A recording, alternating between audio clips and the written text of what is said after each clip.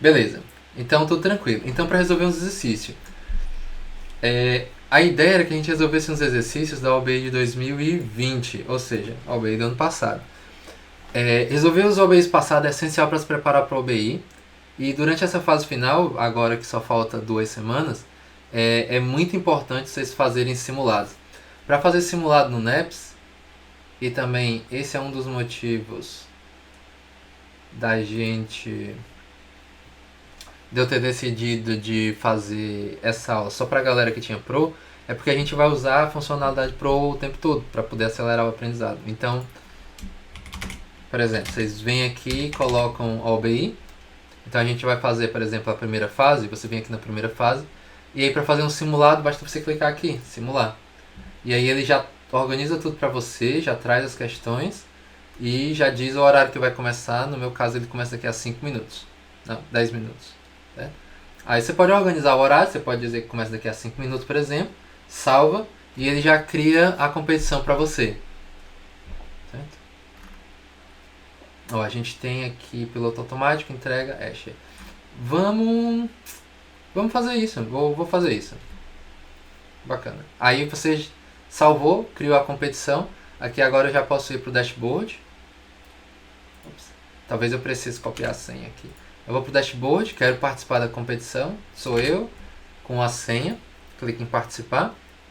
E daí, daqui a 8 minutos, começaria a competição. Mas, isso aqui foi para demonstrar, mas pra gente mesmo, né? Melhor que já tenha começado. Então vai até as 20h30. Daqui a 2 minutos. Entenderam? E aí fica top para vocês simularem todas as competições que vocês quiserem, só criando uma competição, entrando na competição. E outra coisa bacana também é poder chamar a galera para treinar. E chama a galera, joga no grupo, diz: galera, cria uma competição para simular o OBI do ano passado, quem quiser entrar, entra aí. Aí chama a galera para participar também. Beleza? Vamos lá. A primeira vai ser piloto automático. Vamos deixar a prova começar aqui. Beleza. Então, piloto automático. Estamos aqui. Ó, um grande fábrica de carros elétricos está realizando melhoria no sistema de piloto automático. Precisa de sua ajuda para implementar um programa que decida se o carro B, esse carro aqui, está trafegando no meio de 2 carros, A e C. A e C. Se precisa acelerar, desacelerar ou manter a velocidade atual. Os carros são iguais e os sensores de piloto automático vão fornecer, como entrada, a posição atual da traseira do carro. Então, no final das contas, não importa o tamanho do carro. É como se o carro fosse uma bola. Parece aquelas aulas de física, né? O carro é um ponto, certo? Então o carro está bem aqui, o carro está bem aqui e o carro está bem aqui. O carro B precisa ser acelerado se a distância da sua traseira para a traseira do carro A for menor que a distância da traseira para a traseira do carro C. Se for maior, precisa ser desacelerado. Se for igual, precisa manter a velocidade atual. E aí, ele já diz aqui para você, né? Ele te dá tudo que você precisa para fazer o problema. Quer dizer, o carro B precisa ser acelerado se pá, pá, pá, pá, pá, pá, desacelerado se pá, pá, pá, pá, pá, pá, e manter a velocidade se pá, pá, pá, pá, pá, pá. Certo? Toda vez que vocês forem fazer um problema de programação competitiva, principalmente quem está começando, eu vou usar o Visual Studio Code, vocês podem usar o CodeBlocks, tá? Sem nenhum problema. E daí eu vou fazer umas coisas aqui que pode ser até como dica para caso vocês queiram fazer também. Eu sempre crio o arquivo que a gente vai usar e eu crio também um arquivo de entrada que é o que eu vou usar também. Então eu sempre boto aqui input.txt, vocês podem chamar de entrada.txt também, e colo um dos casos de teste, normalmente o primeiro caso de teste. E aqui vocês já podem começar a implementar. Eu queria também que vocês me dissessem se vocês escutam o meu teclado, porque pode ser que ele seja um pouco ruim. Talvez eu... Pois é, eu só não usei o Alan tá falando aqui. Quem quiser o CP Helper ajuda bastante também. Eu só não vou usar o CP-Help porque como vocês vão fazer a OBI, vocês não vão poder usar o CP-Help no ambiente da OBI, provavelmente. Então por isso que eu estou ensinando como é que vocês vão fazer manual. Tá, se o teclado for chato, vocês me avisam, tá?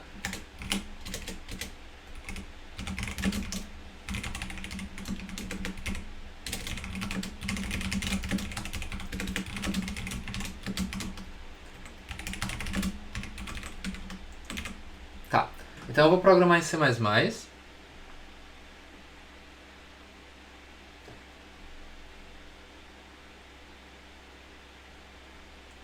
Então, o site provavelmente você pode usar se você estiver fazendo em casa, mas aí nas próximas fases da OBI que você vai ter que ir para a escola, daí não vai ser permitido, você não vai poder nem usar a internet, só vai poder usar o que tiver no computador lá, tá?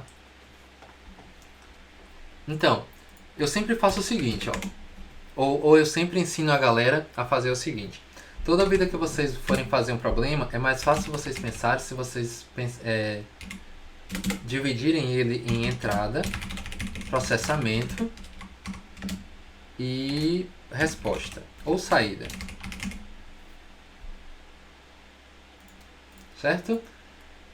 E daí fica mais fácil pra gente dividir o problema que a gente vai fazer em 3 subproblemas agora. Então, piloto automático. A entrada. A primeira linha da entrada contém o inteiro A, a segunda linha da entrada contém o inteiro B, a terceira linha da entrada contém o inteiro C. Os 3 inteiros representam a posição atual das traseiras do carro A, B e C, respectivamente. Então, ele falou pra gente que vai ter 3 inteiros e que a gente precisa ler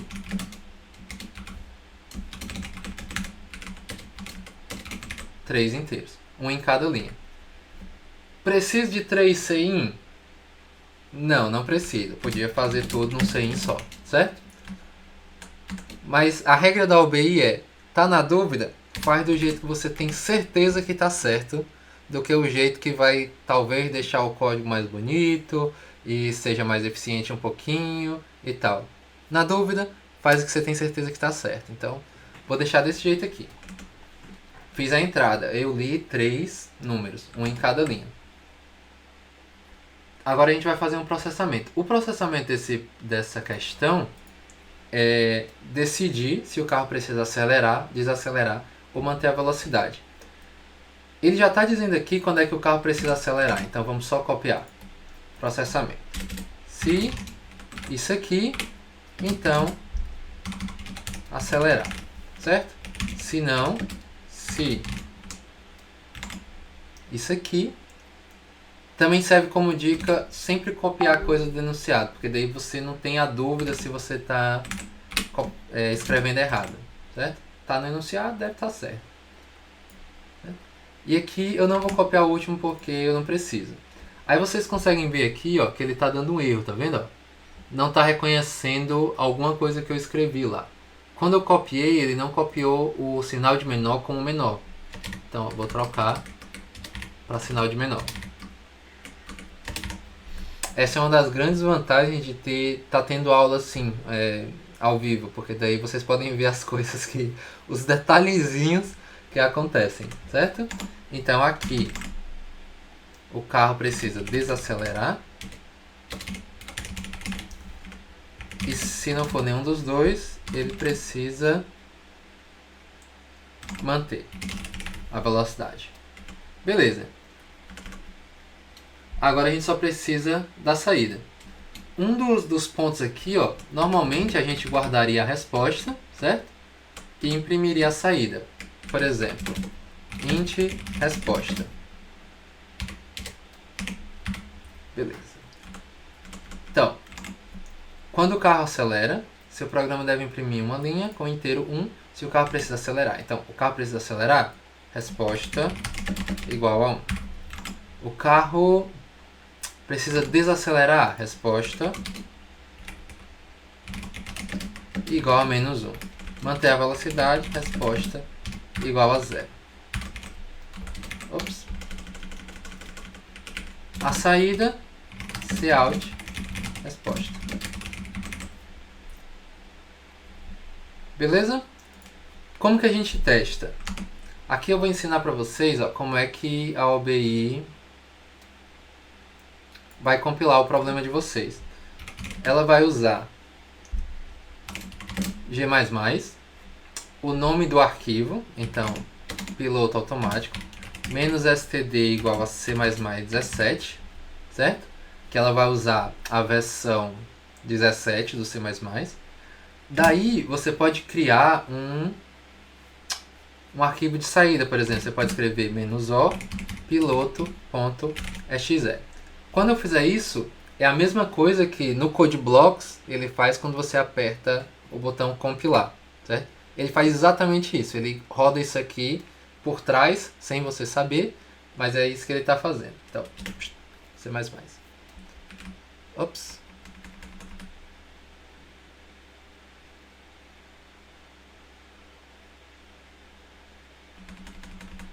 Acho que eu fiz alguma coisa errada, deixa eu ver aqui.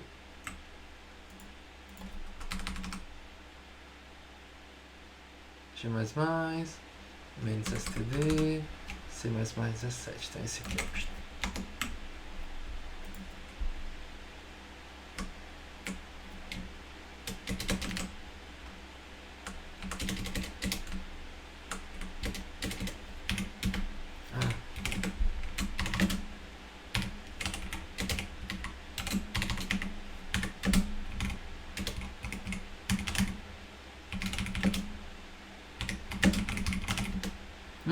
Sei o que está acontecendo.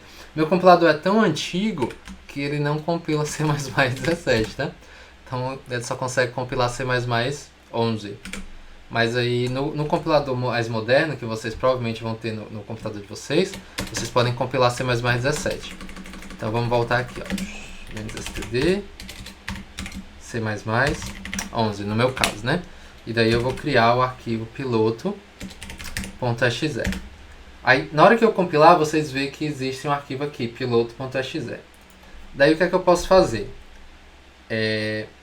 Eu posso rodar o piloto.exe e usar como entrada o meu arquivo de input.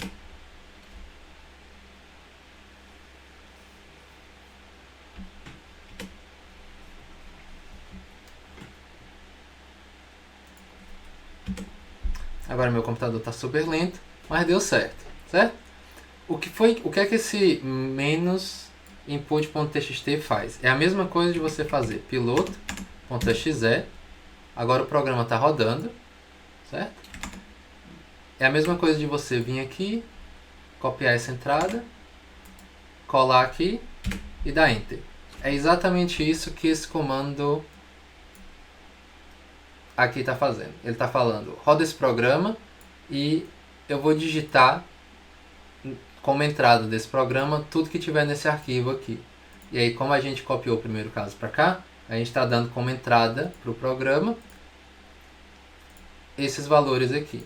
Por isso que quando a gente roda, ele já solta a saída que ele deu lá. Outra coisa que vocês podem fazer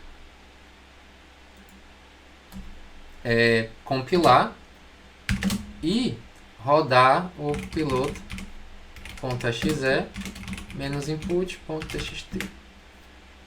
Então ele compilou e executou e testou com um comando só.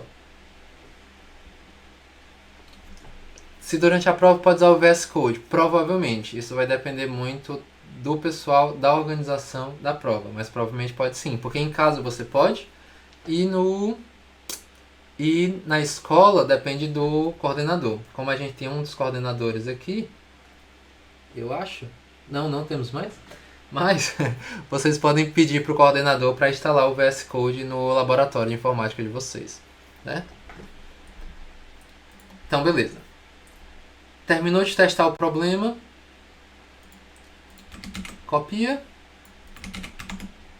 vai lá,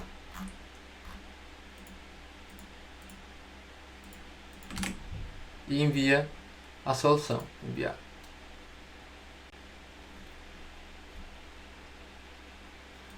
Aqui a gente não vai saber se o nosso programa está certo, se está errado, porque ele não vai corrigir Ó, ele não vai corrigir a submissão de vocês, certo? Porque na OBI, normalmente, ela não corrige, você só consegue no final da prova. Então, você provavelmente vai ter que enviar tudo e depois você vai saber quantos pontos você fez. Certo? Para quem está participando da OBI a primeira vez, é assim que funciona. Você não consegue enviar como no NEPS, você não envia e sabe quantos pontos você fez. Você termina todas as questões no seu computador e daí depois você envia todas elas. Isso é normalmente. Tá? Nesse ano, alguém já falou que durante a prova teste ele estava dando feedback em tempo real. Então pode ser que esse ano mude. Mas eu não sei ainda, tá? Não tenho essa informação. Uma das perguntas aqui no chat é se é melhor simular OBIs mais recentes. É sim, é melhor simular as competições mais recentes, porque daí você vê como é que elas estão sendo feitas. As OBIs mais antigas, elas têm um formato diferente.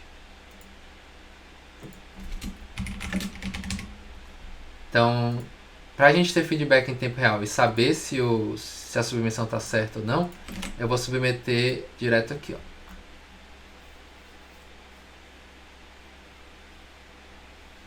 E aí, já foi aceito. Certo? Beleza?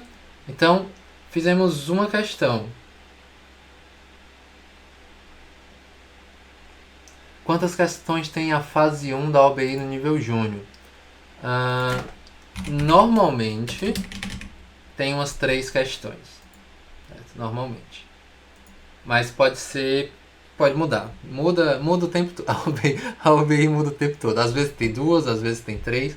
Mas o mínimo seria 2, mas provavelmente 3. Às vezes tem 4. Então depende da dificuldade das questões, aí eles encaixam a quantidade lá. Então, fizemos a questão piloto automático. Todo mundo que está aqui entendeu? Alguém tem alguma dúvida? Alguma coisa para comentar? Mas vamos para uma entrega de caixa. Você precisa transportar 3 caixas vazias usando um drone que pode levantar uma caixa. Olha, os textos da OBI não tem vírgula. Olha o tamanho dessa frase. Você precisa transportar 3 caixas vazias usando um drone que pode levar uma caixa por vez, apenas por viagem. Pum! A frase toda. Quer dizer, sempre dá para transformar as 3 caixas vazias fazendo 3 viagens do drone. Beleza, faz sentido. Mas talvez dê para fazer menos do que 3 viagens. Beleza. Se for possível colocar uma caixa dentro da outra. A caixa tem formato de cubo e a única restrição para uma caixa ser colocada dentro da outra é o tamanho, não importa o peso. Ou seja, se uma caixa for menor que a outra, ela cabe dentro da outra. Uma caixa de tamanho X pode ser colocada dentro de uma caixa de tamanho Y se X for menor do que Y. Beleza? Note, portanto, que uma caixa não cabe dentro da outra do mesmo tamanho. Então, se for igual, não cabe.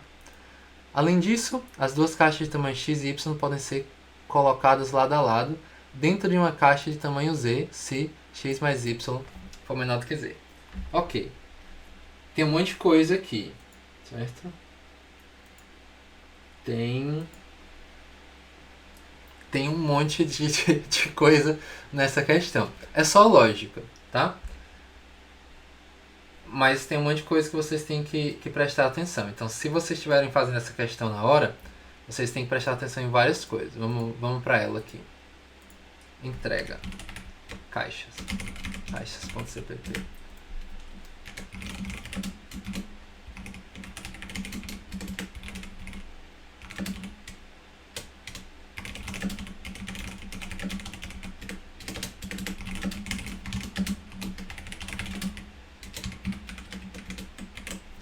Beleza.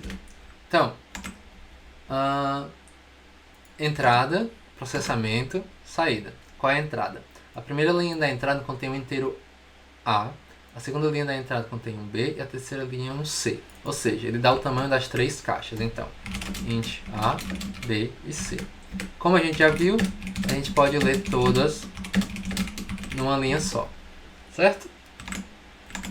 Se eu escrever alguma coisa que você não entende, já interrompe e diz o que foi? O que foi nessa linha aí? Não entendi. Daí eu já paro e a gente tira a dúvida. quais são as extensões que você está usando para o VS Code C++? Só a C++, provavelmente. Certo? Tem essa aqui da sintaxe do C++. Ops, não essa aqui, né? Só essa aqui de C++. E eu também uso o white parênteses. Essa aqui. Eu gosto bastante, não só para C++. Mas aí ele bate onde é que está começando e onde está terminando. Então se eu escrever outro parênteses aqui, ele muda de cor. Então o primeiro é amarelo, o segundo é rosa, o terceiro é azul e assim vai. Certo? Pode usar papel no OBI para anotações? Sim. Eu até trouxe aqui o tablet caso a gente precise. Ó. Você não pode levar um tablet para o OBI, tá? Mas tem um tablet caso a gente precise para alguma questão mais complicada, se a gente precisar, aí eu venho aqui no tablet para vocês. Mas por enquanto tá ok, né? Então vocês podem rabiscar no papel, podem até pedir papel para o coordenador e tal. Beleza. Então, deixa eu ver aqui, tem alguma coisa aqui... Não, tá ok. Beleza. Então, a gente já leu as três primeiros valores. Agora a gente precisa saber um monte de coisa. Quando é que cabe só uma? Quando é que a gente pode fazer só uma viagem, certo? Quando é que a gente consegue colocar todas as caixas dentro de uma caixa só e fazer o drone fazer só uma viagem? Se o tamanho da caixa A mais o tamanho da caixa B for menor que o tamanho da caixa C, certo? A gente consegue colocar elas lado a lado lá dentro e a gente consegue fazer só uma viagem. Mas tem outro caso. Aqui, ó, o tamanho da caixa A é menor que o tamanho da caixa B. Então a gente consegue colocar elas lado a lado e botar dentro da caixa. Mas também tem o caso que a caixa A está dentro da caixa B, que está dentro da caixa C. Então, ou isso aqui, ou A menor do que B e B menor do que C. Se isso acontecer também, a gente consegue fazer só uma viagem. Certo? Se não for esse caso, quando é que a gente consegue fazer duas viagens? Para fazer duas viagens, a gente tem que fazer se o A for menor do que o B, ou seja, se uma caixa conseguir entrar dentro da outra. Se o A for menor que o B, se o A for menor que o C, ou o B for menor que o C. Se qualquer caixa couber dentro da outra caixa, a gente consegue fazer duas viagens, não precisa fazer três. Se nada disso acontecer, aí a gente tem que fazer 3 viagens. Beleza? Faz sentido? Faz sentido, mas vocês têm que pensar em tudo isso durante a prova. Então vocês têm que se ligar. Quais são os casos? E definir eles bem direitinho aqui. Certo? Então você pensa bem. Ó, terminou de fazer, pode ser que, por exemplo, você não tenha visto esse caso aqui. Você pensou, dá para colocar uma caixa do lado da outra. Então A mais B menor do que C. Você não vai poder testar esse código. Você não consegue enviar. Então você não sabe se ele está certo. Você não sabe se você está esquecendo um caso. Daí quando você for para as outras questões, né? E ver que elas são mais difíceis, você tem que voltar e ter certeza que as questões que você fez, tanto a que a gente fez antes, como essa daqui, você pensou em todos os casos possíveis. Então até o final da prova, depois que você terminar as questões, você vai voltar em cada código que você fez e pensar se não tem algum caso, alguma coisa que quebra esse seu código. Aí você vai começar a pensar em valores para A, valores para B, valores para C, que respeitem o que está no enunciado da questão e testem com o que vocês fizeram no código de vocês. Certo? Então, Aí vocês vão se ligar, e se eu botar uma caixa dentro da outra e botar essa caixa dentro da outra? Aí eu consigo fazer só uma viagem. Aí vocês vêm, adicionam no código e agora vocês têm mais certeza que o código está certo.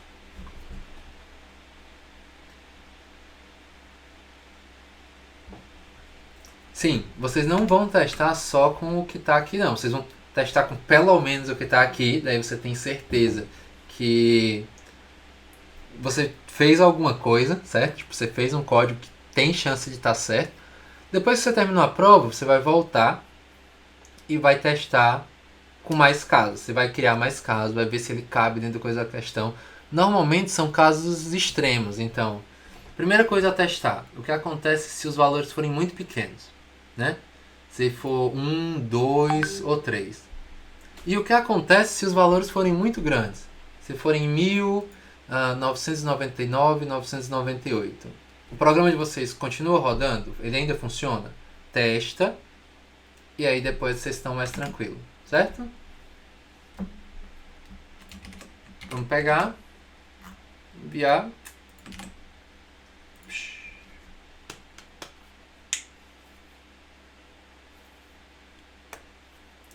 E tá tudo ok. Próximo. Escher. Teve uma dúvida aqui que é capaz de cair grafos na fase 1 da P1. É possível. Mas aí é o seguinte. Como eu falei.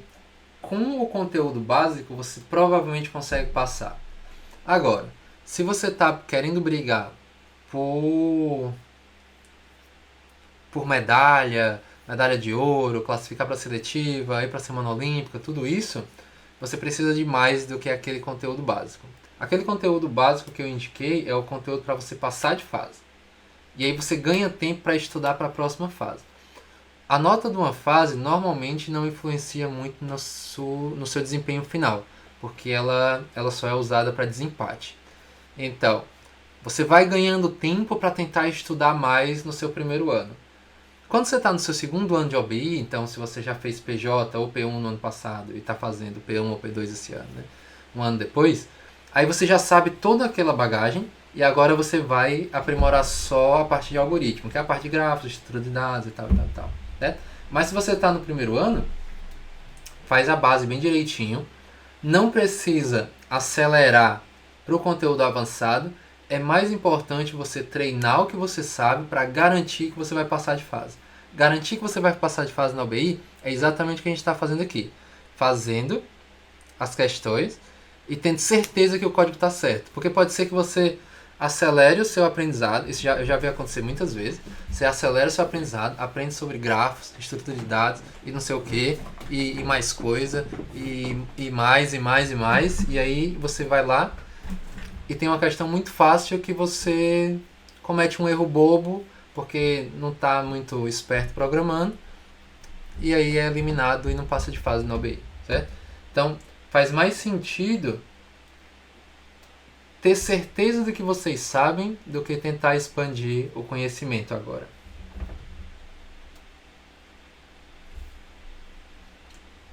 Beleza. Escher foi um artista gráfico holandês que fazia incríveis ilustrações onde preenchia a tela com objetos autossimilares, cujos contornos encaixavam neles próprios, criando simetrias geométricas muito impressionantes. Veja um exemplo dessa ideia na figura, que mostra um objeto que é um perfil ortogonal definido por uma sequência de números naturais representando a sequência de alturas. Podemos pegar uma cópia do objeto, rotacionar 180 graus e encaixar perfeitamente no objeto original, formando um retângulo. Então, aqui o objeto, se você virar ele em cima dele, ele consegue formar um retângulo.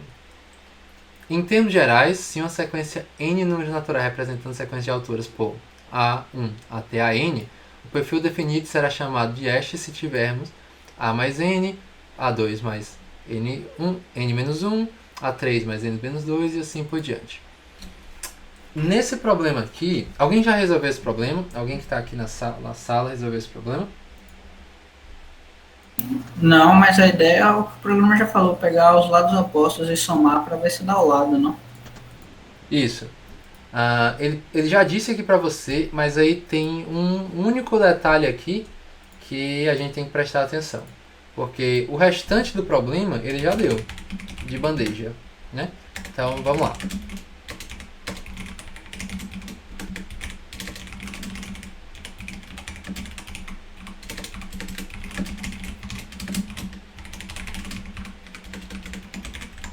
Então, entrada de dados. A entrada contém N e depois a sequência de N. Toda vida que vocês forem fazer um vetor para armazenar dados da entrada, como dica geral, é sempre bom fazer um define, pegar qual é o tamanho máximo desse vetor, e aí criar um vetor aqui global com esse tamanho. Então, são N números, aí, então eu vou criar um vetor de inteiro, A, de tamanho max. Por precaução, é sempre bom adicionar um valorzinho no final, certo? Porque às vezes você quer indexar do 0, às vezes a questão indexa do 1 e é mais fácil trabalhar se o vetor estiver começando do 1 do que se estiver começando do 0. Então, para você nem pensar sobre isso, você já adiciona uns 10 valores lá no final. Beleza? Entrada. Vamos copiar aqui a entrada. O nosso input. E aí a gente vai ler um N. E depois for.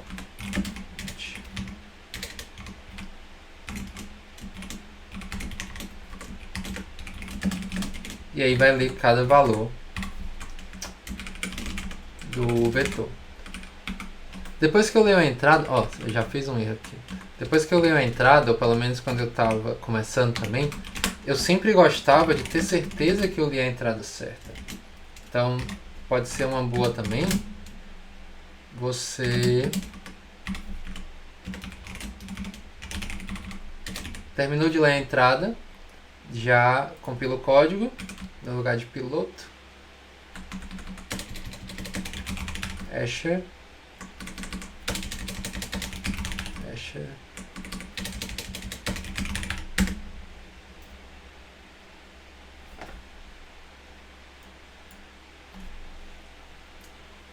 ele está compilando, vai executar. Beleza. Então agora a gente checa se essa entrada é exatamente a entrada que ele deu. Começa com 3, termina com 7. Então a gente leu a entrada bem direitinho. Essa é uma coisa que eu sempre gosto de fazer, porque imagina que você leu a entrada errada e daí você está continuando fazendo seu código e você está calculando com números errados. Você esqueceu de ler um número, esqueceu do número lá do começo, esqueceu do número do final, alguma coisa deu errado e você está fazendo cálculos com valores errados.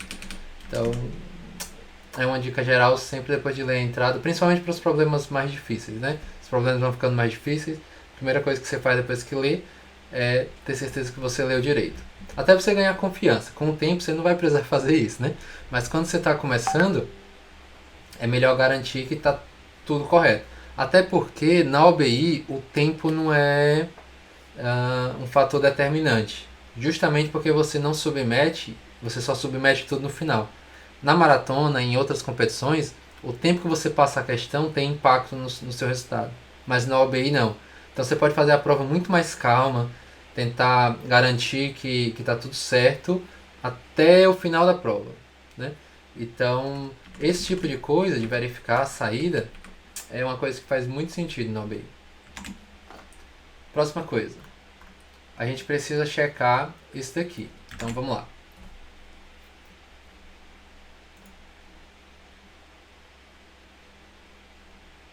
A gente pode dizer, por exemplo, bool.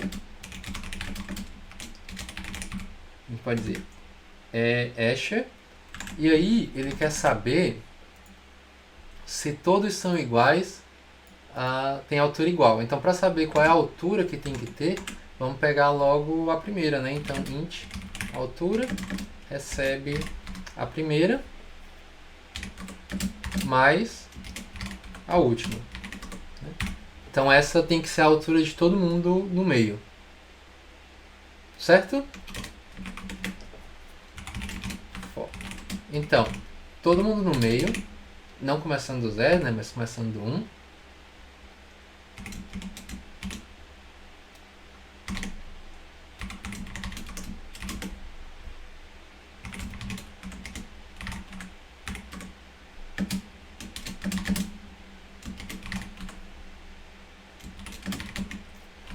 Então, se a posição i mais a posição espelhada, né, que é n menos 1 menos i, for diferente da altura que a gente quer, a gente pode dizer que esses valores não formam o que a questão está pedindo, né? E aí depois a gente vai imprimir. A gente pode fazer um if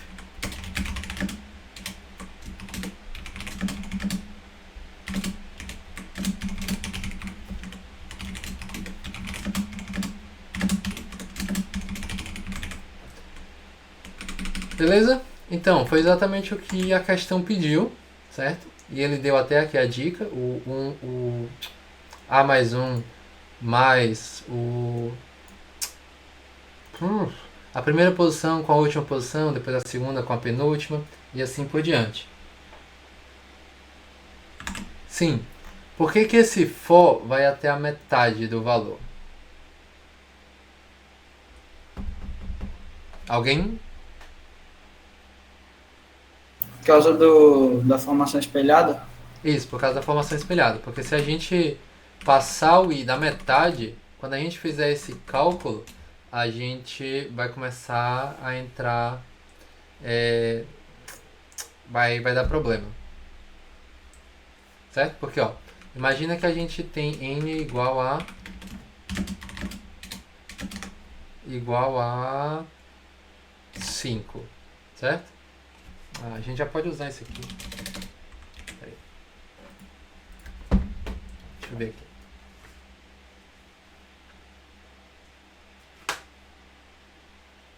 Ó, imagina que a gente tem 5 posições. 1, 2, 3, 4, 5. Então, se a gente tiver o i aqui, bem aqui, né? E 5 menos 1, né? Então a última posição é a posição 4. 3, 2, 1, 0. Então o vetor começa na posição 0, vai até a posição 4. Então, n menos 1 menos i, né? Quando i é 0, i igual a 0,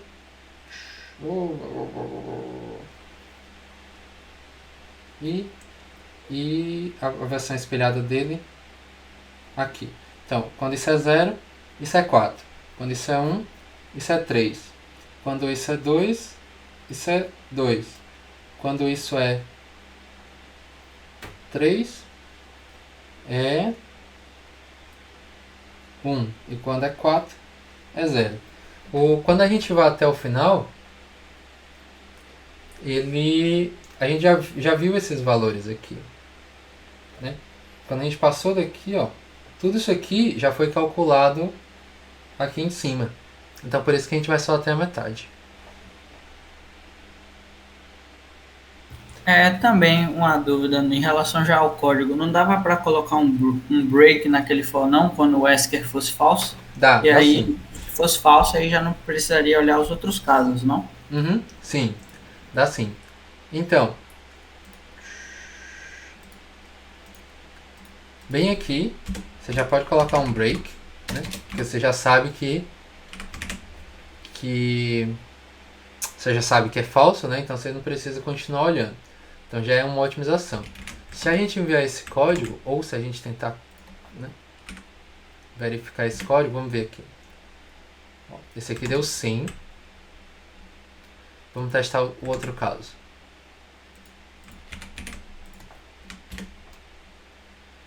O outro caso deu sim também. E era para dar não. E a outra coisa também que a gente pode otimizar é essa saída aqui, que na verdade não é otimizar performance, né? É otimizar o código em si. Então, se hash s, se não n. Beleza? Ops. E aqui vocês precisam botar um parênteses. ok? Mas aí deu errado, era pra ter dado não, e deu sim, disse que era um perfil Escher. E aí a gente pode ver aqui, ó, ele tem que ter 14, certo? Então a gente pode debugar. Quais são as alturas que deveria ter? Esse aqui deu altura. Isso daqui deu altura.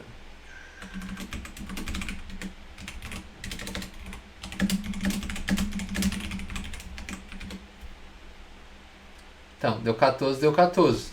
O que é que tá errado aqui?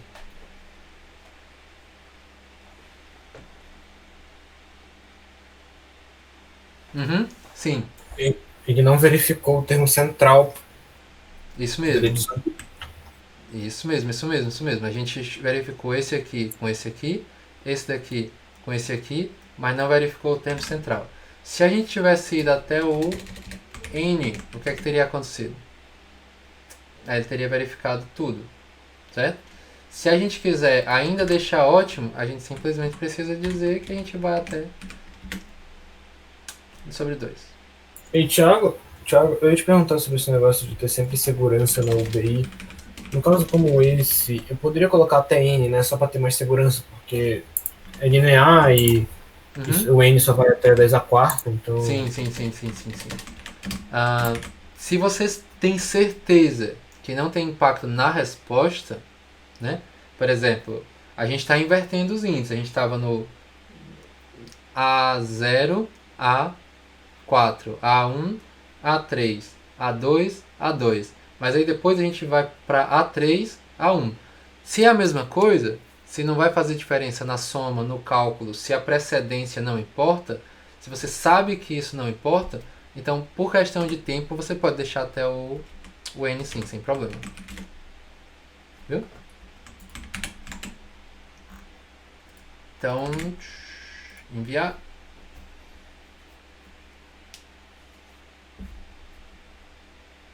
E deu tudo certo. Se a gente tivesse deixado até o N sobre 2,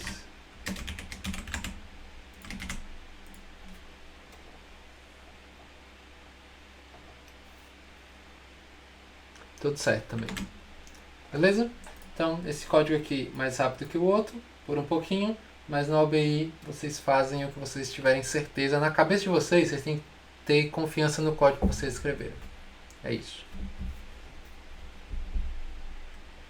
E aí, negócio de otimização, é exatamente o que o Alan perguntou. Se for a mesma complexidade, normalmente você não vai ter problema de uma questão passar e outra questão não passar. Então os dois aqui tem complexidade linear, então tá tudo ok. O que é complexidade? O que é que eu estou falando? Isso aqui está nos cursos um pouco mais avançado, é no curso de estrutura de dados básica e é a segunda aula, complexidade computacional. E aqui vocês vão entender como é que o tempo do programa cresce de acordo com a entrada dele. Então, tem vários exemplos aqui de funções, então você consegue dizer, por exemplo, esse aqui é o linear. Então, se os dois algoritmos são linear, eles vão estar nessa região aqui. E Thiago? Agora que a UBI tá chegando, tipo, daqui a 2 semanas, né? Tu achas que vale mais a pena pegar pra ficar, tipo, resolvendo fase antiga? Ou tentar rever mais conteúdo? Revisar a fase antiga. Revisar pra fase antiga. Eu começo, tipo... Porque eu não queria começar logo nas fases mais novas, porque eu não, digamos assim, gastar pra chegar pra usar mais perto, entendeu? Entre aspas. Tu acha que a partir de quando já dá de pegar? Pegar mais conteúdo? Não. A partir de que ano já dá de pegar mais? Repete a pergunta, foi mal. A partir de que ano dá de começar a pegar as UBI, tipo, que não tá muito diferente? Sim. A partir de que ano da OBI, né? Que OBI faz sentido pegar?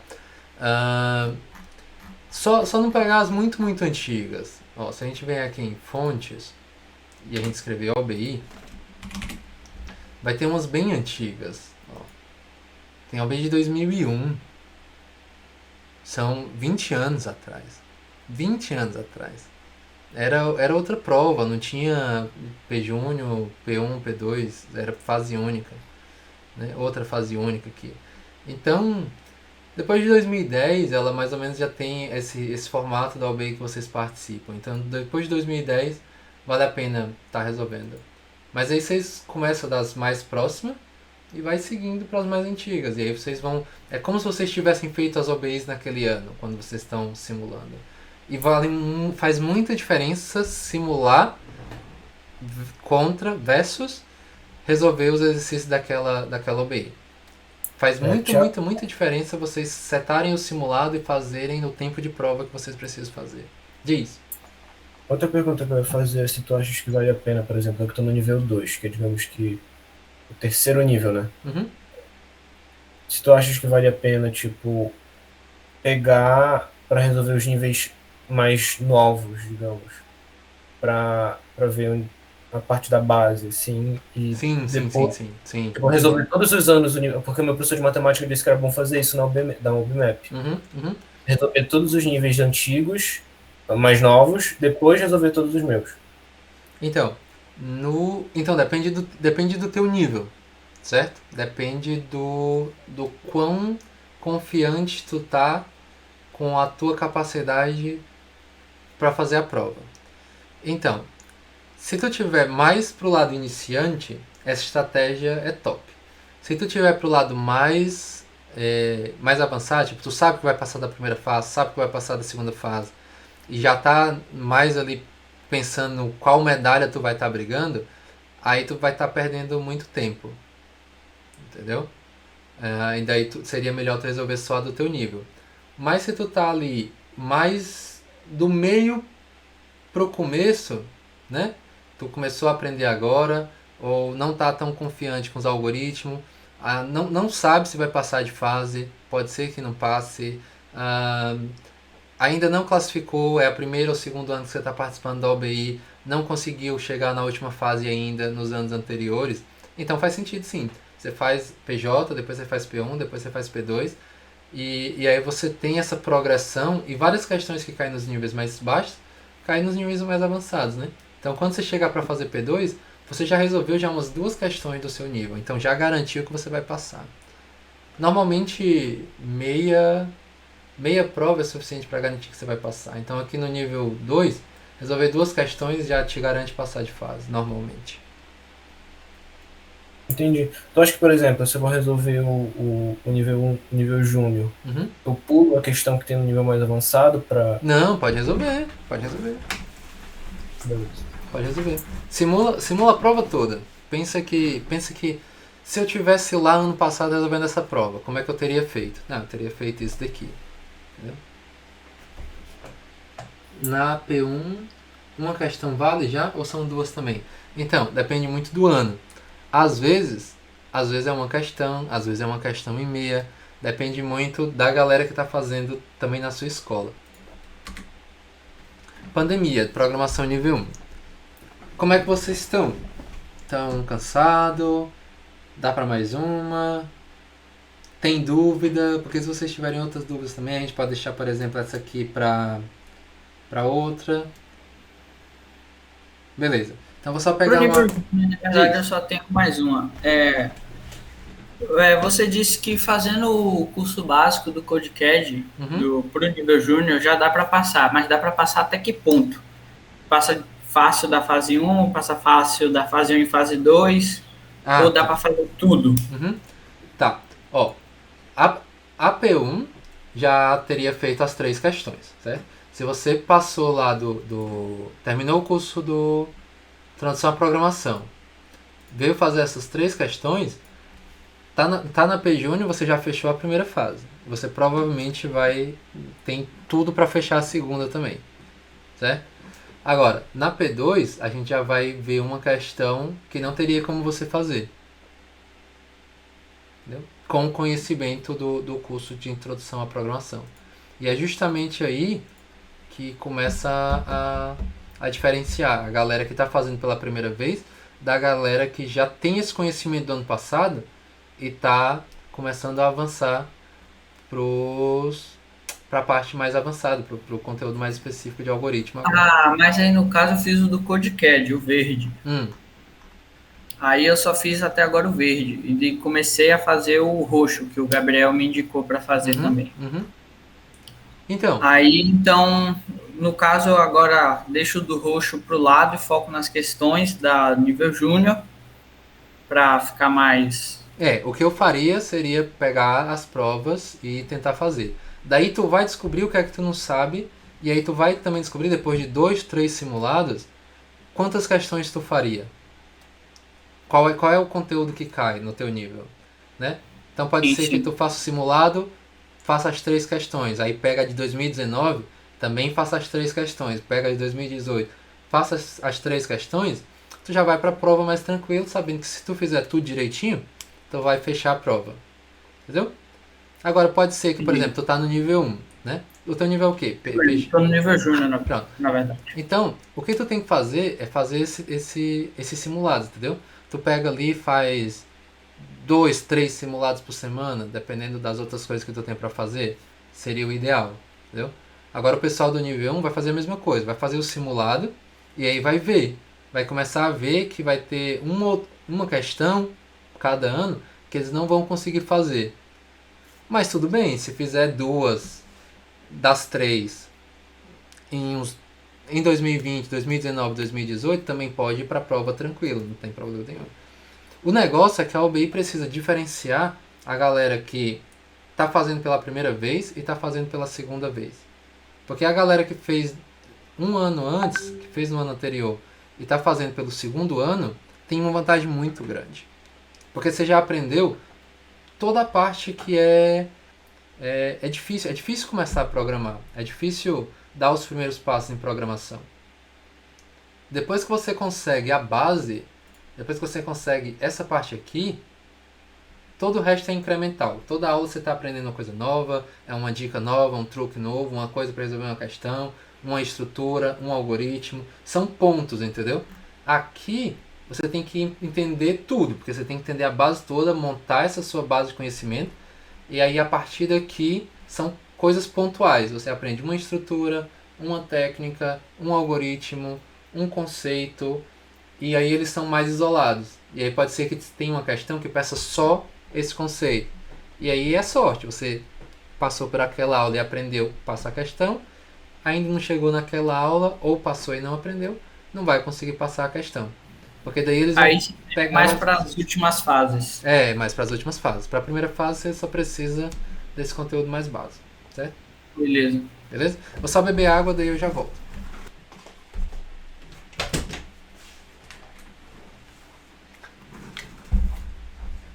Beleza, vamos lá.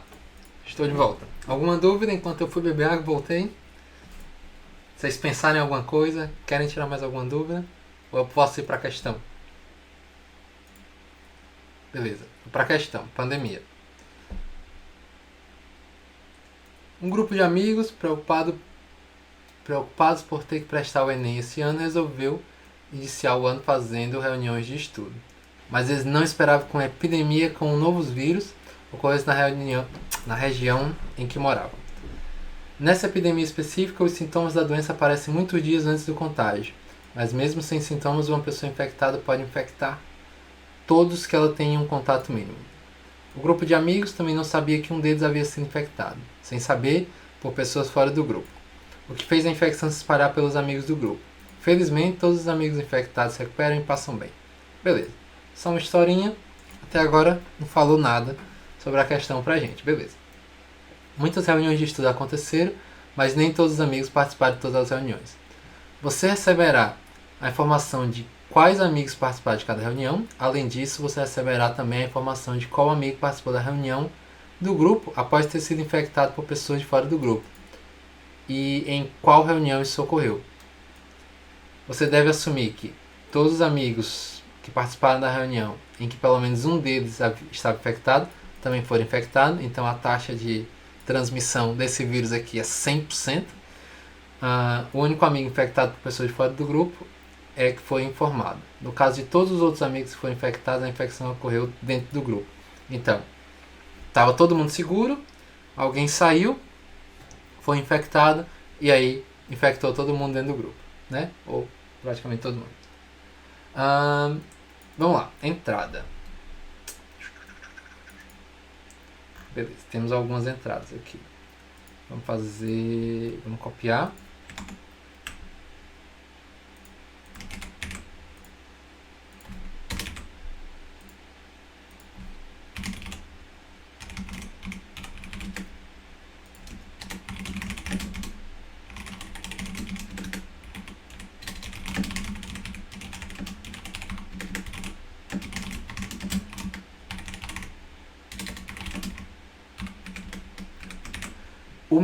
O meu teclado incomoda vocês? Ou vocês estão de boa escutando o barulho dele? Beleza. Tá, então vamos lá. NM, o total de amigos e o total de dias que houve em reunião. Beleza, então N e M. Isso aí, N e M. Beleza. Os amigos são identificados de 1 a N. Então, não começa do 0, começa do 1. Importante, ponto importante. Daí isso aqui vocês já anotam no papel. Amigos começam do 1, não começa do 0. As reuniões são identificadas por números de 1 a N também. Reuniões não começam do 0, começam do 1. A segunda linha contém 2 números inteiros, I e R, respectivamente, o identificador do amigo que foi infectado e a reunião em que ele participou. Então, int I e R.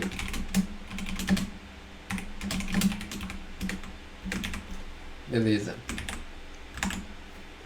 E cada uma das M linhas seguintes contém uma reunião, começando pela quantidade de gente na reunião e depois os participantes da reunião. Beleza, beleza, beleza, beleza.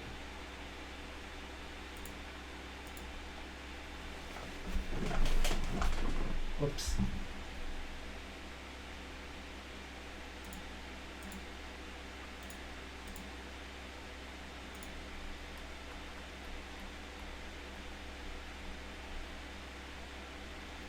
Beleza. Então,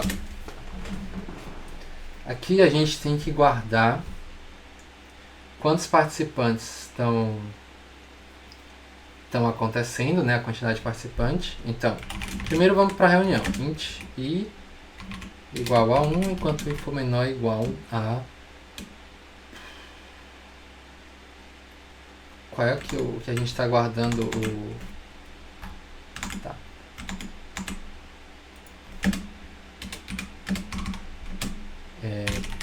Participantes, reuniões. Tá.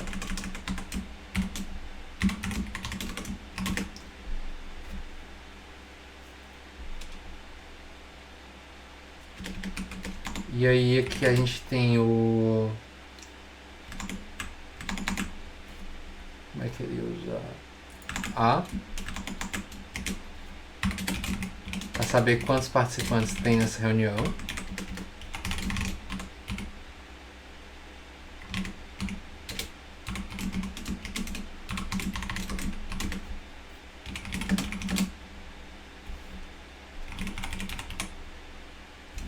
Ops.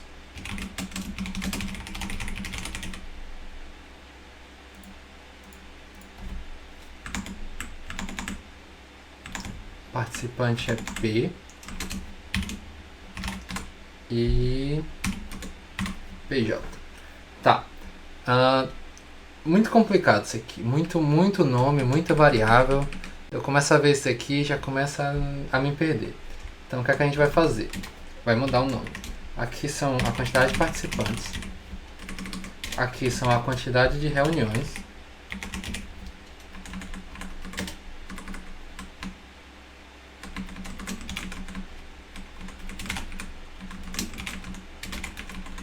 Aqui é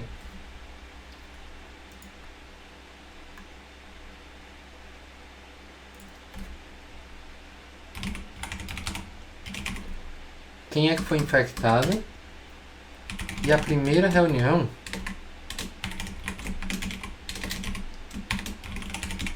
que esse cara foi infectado.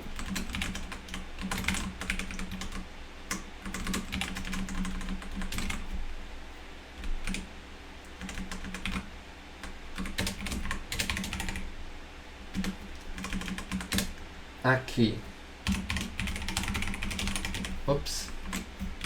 Vou mudar isso aqui. Isso aqui é a quantidade de amigos. E aqui é a quantidade de participantes na reunião. Então, aqui quantidade de participante. E aqui participante J. E isso aqui a gente precisa criar lá em cima também o vetor.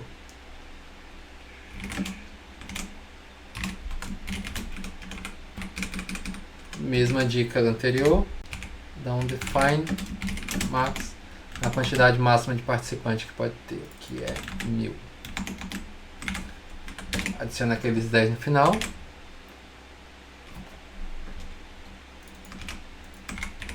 Ops.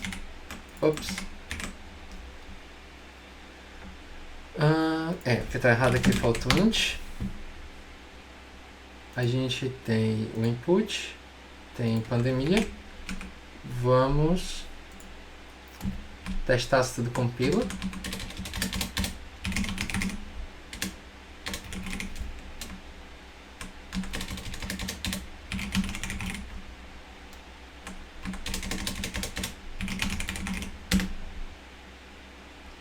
Beleza, tudo compilou.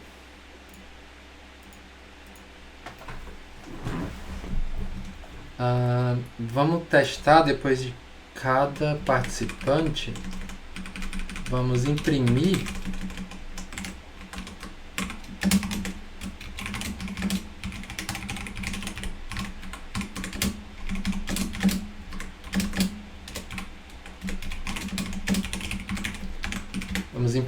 todos os participantes daquela reunião. Então, 1, 2, 3, 2, 1, 2, 1. Vamos verificar com a entrada. 1, 2, 3, 2, 1, 2, 1. Então, provavelmente a gente está lendo a entrada toda certa. Então, terminamos de ler a entrada. E agora? Agora vamos para o próximo passo. Aqui a gente está na reunião. E aqui a gente tem que também saber quem é que está infectado. Porque no final a gente vai precisar o total de amigos infectados ao final do mês. Então, a gente, além dos participantes, a gente também precisa de um vetor de infectados. Que aí pode ser de booleano para saber se a pessoa está infectada ou não. Então, cada reunião. Só depois da reunião, primeira reunião infectado, é que esse cara aqui vai ser infectado, né? Então, se essa reunião I for maior ou igual à primeira reunião infectada, aí infectado recebe tudo. Na verdade não precisa ser maior ou igual, né? Só precisa ser igual. Então quando a gente chegar nessa reunião, é quando esse cara aqui vai ser infectado. Beleza? Faz sentido?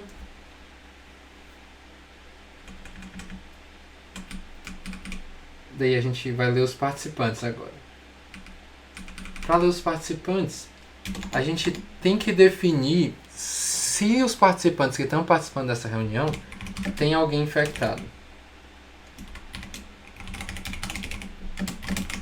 Então, por enquanto, a gente acha que não tem ninguém infectado. Mas, se depois de eu ler, se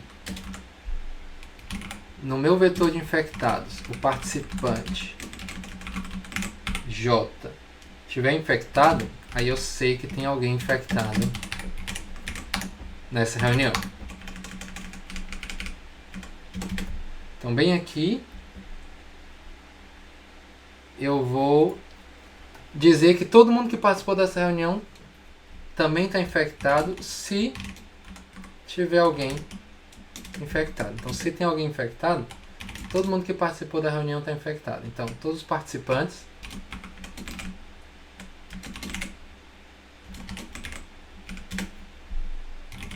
todo mundo está infectado aqui. O vetor de infectados de todos os participantes.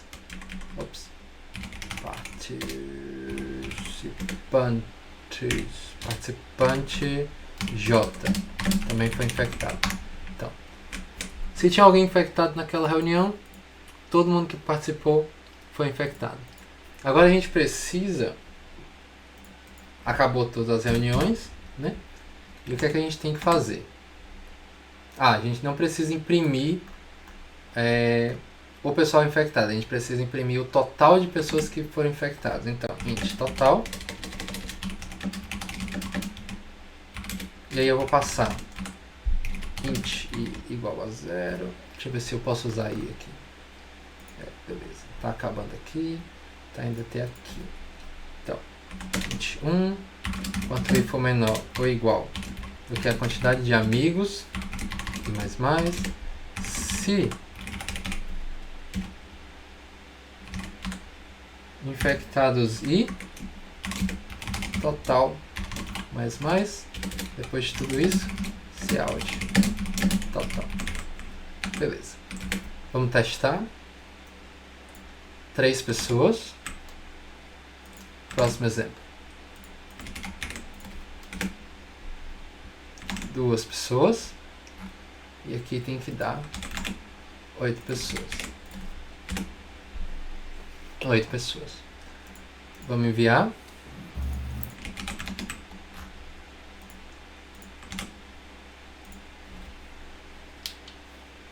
Eu não entendi uma parte do código. A gente vai voltar. Aqui é melhor a gente enviar antes das dúvidas, porque pode ser que eu tenha feito alguma besteira e o código podia estar errado.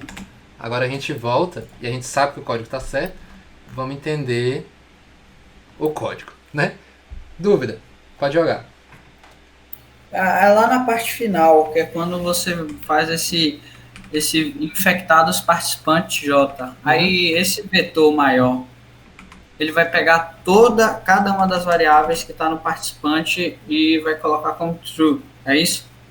Então, é o seguinte, bem aqui a gente começou a ler as reuniões, certo? Então, aqui, beleza, aqui deu para entender, beleza. Mas aqui a gente começou a ler os dados das reuniões.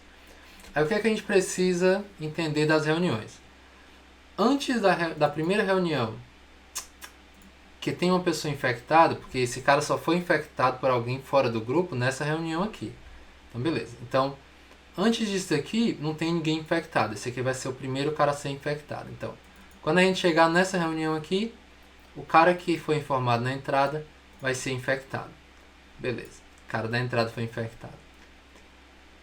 Seguinte, a gente vai ler os participantes de cada reunião. Então, a gente precisa saber quantos participantes são e depois vai ler cada participante dessa reunião. Se tem algum participante nessa reunião que está infectado, ou seja, se tem algum participante da reunião que está infectado, a gente vai dizer que tem uma pessoa infectada nessa reunião. Depois, se tem alguém infectado na reunião, então todo mundo que estava nessa reunião foi infectado. Então, todo participante J que participou dessa reunião foi infectado também. Então, o nosso vetor de infectado ele vai receber verdadeiro. Vamos para cá, só para a gente ter uma ideia. Olha, cadê meu negócio? Tá aqui.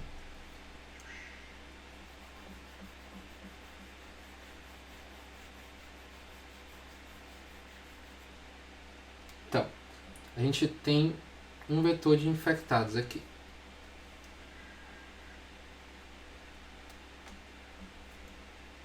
Infectados. Certo. Então essa aqui é toda a galera. Ops, começa do 1, né? Então, essa aqui é toda a galera que foi infectada. Ops. E o nosso vetor participante tem os índices da galera que está participando. Então, aqui vai ter os índices. Não vai ter, por exemplo, vai ter, vamos dizer que só participou 2 pessoas. Então, o participante pode ser que seja o 2 e o 1, certo? Como tem aqui, tinha numa das entradas. Deixa eu ver aqui. Pronto, 2 1. Então, participou participante 2 e participou participante 1. Então, quando a gente faz infectados participante,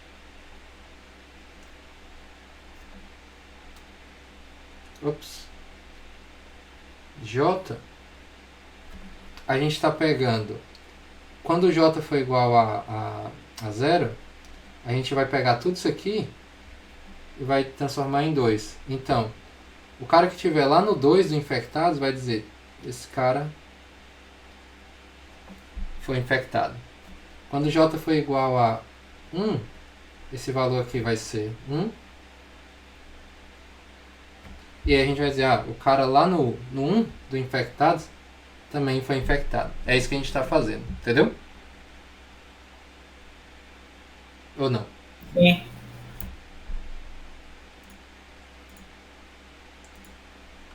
Pois é. Então aqui a gente está pegando o índice do participante e daí depois a gente está indo lá no vetor infectado e dizendo que ele foi infectado.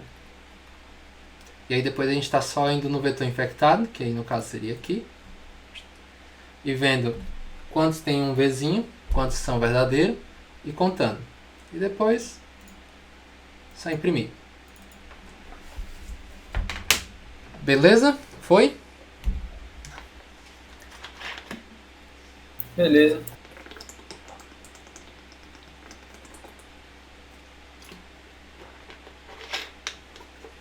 Aí isso daqui, eu entendo a dificuldade, eu entendo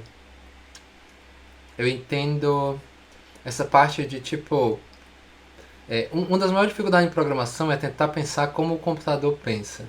Eu não sei se isso é saudável, mas vocês seguirem nesse caminho, vocês vão chegar exatamente nisso. O cérebro de vocês começa a pensar como o computador pensa. Então isso daqui, pra mim hoje é super direto. É exatamente o que tem que escrever, a gente escreve, porque a gente já tá com a ideia na cabeça, daí já escreve. Mas eu entendo que para uma pessoa que está começando, a pessoa vê e pensa, como é? Que era isso aquilo ali mesmo? Não é natural, entendeu? Mas aí com o tempo vai ficar natural. Não se preocupe não.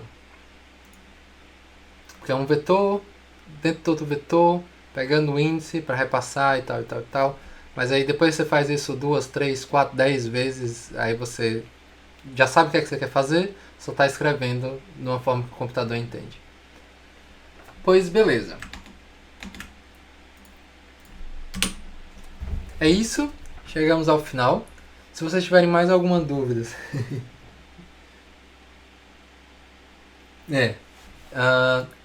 o Alan comentou aqui que ele foi inventar de fazer N, M, I, P, como a gente estava fazendo lá no começo. Começa a exigir mais esforço do cérebro de vocês. Mais esforço, pior. Né? A gente tem que ser menos esforço possível, coisa que a gente não precisa estressar o cérebro. Então o cérebro tem que estar estressando em como resolver o exercício e não tentando lembrar o nome das variáveis ou qual tem que lembrar o que. Então essa dica de mudar para o nome do que é, vocês não precisam mais ficar voltando para a questão para saber o que é cada variável. Aqui vocês já vão. Provavelmente o nome das variáveis que eu escolhi não são os melhores, certo? Esses aqui estão bem grandes, mas vocês têm que escrever o nome de uma variável que vocês se sintam confortáveis e vocês entendam o código de vocês. Quando vocês estão programando para uma empresa, é um pouco diferente, mas para a OBI basta vocês escreverem um nome que vocês entendam o que é. Beleza? Dúvidas? Ainda dá tempo de mais algumas dúvidas. Se não tiver, a gente encerra. Beleza. Então, completamos. Obrigado. Oi. No NEPS, no Cursos, a mesma coisa que tem lá no PRO de Programação Orientada a Objeto e tudo aquilo de estrutura de dados, grafos e matemática computacional, geometria computacional, eles também são tudo feitos em C++? São. Do PRO? São. Então, aqui é C. Aqui você vai entender C++, só que diferente do CodeCAD, você não vai só entender como escrever C++. Você vai entender Por que você está escrevendo desse jeito em C++? E aí todos os cursos são feitos partindo do pressuposto de que você sabe tudo que veio acima. Então, quando você chegar aqui, eu estou considerando que você já sabe tudo isso aqui. Quando você chegar aqui, também estou considerando que sabe tudo acima. Então, quando chegar em estrutura de dados, eu também estou considerando que tu já sabe programação orientada a objeto, introdução à programação e tudo.